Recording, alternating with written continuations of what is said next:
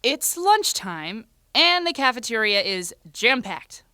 You balance your books and your corn dog as you make your way through the crowd when someone bumps into you. Whew. Okay, you manage to hold on to everything but one of the books. And as you bend down to pick up your dog-eared copy of Hunger Games, oh, your pants tear right in the back in front of everybody. Welcome to WellCast. We've gotten a lot of suggestions for this one from viewers like Cream Soda Pop 8990 and Cool Birch. Today, we're exploring embarrassment. We'll explain exactly what your brain is doing the moment after you trip in front of everyone and give you our 3-step method for brushing it off and moving on. Are you ready? Like many of the emotions you experience daily, embarrassment is a biological reaction drilled into our brains by generation after generation of embarrassed ancestors. Embarrassment occurs in a boomerang-shaped region right behind the eyes called, get ready for this, pregenual anterior cingulate cortex. Okay, that's a mouthful, but you can just remember it as PAC.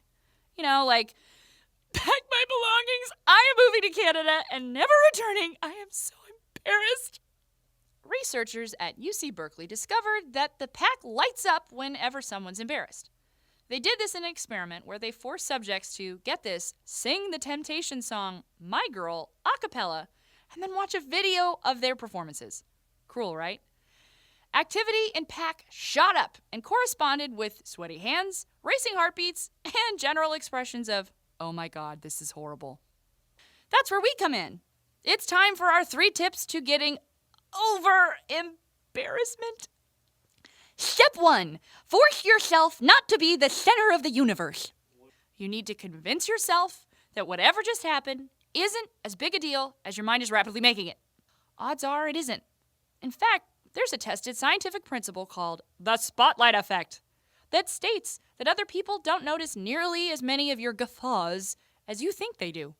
One experiment that tested this had a bunch of college students wear bright yellow Barry Manilow emblazoned t-shirts to an introductory psych course. Afterwards, the students were asked how many of their classmates they thought noticed the ugly t-shirt. Invariably, the guess number was much, much higher than the actual number.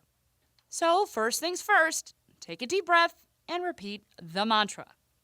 Science says it's not as big a deal as my brain thinks it is. Step 2, don't apologize, deal with it. Guys, the worst thing you can do after calling a lot of attention to yourself is drawing even more attention by apologizing a lot. Instead, downplay the moment. If you incessantly apologize after an embarrassing incident, you're only telling others that this is a big deal and they should treat it as such. Step 3, don't dwell, change the channel. There's a big difference between embarrassment and shame.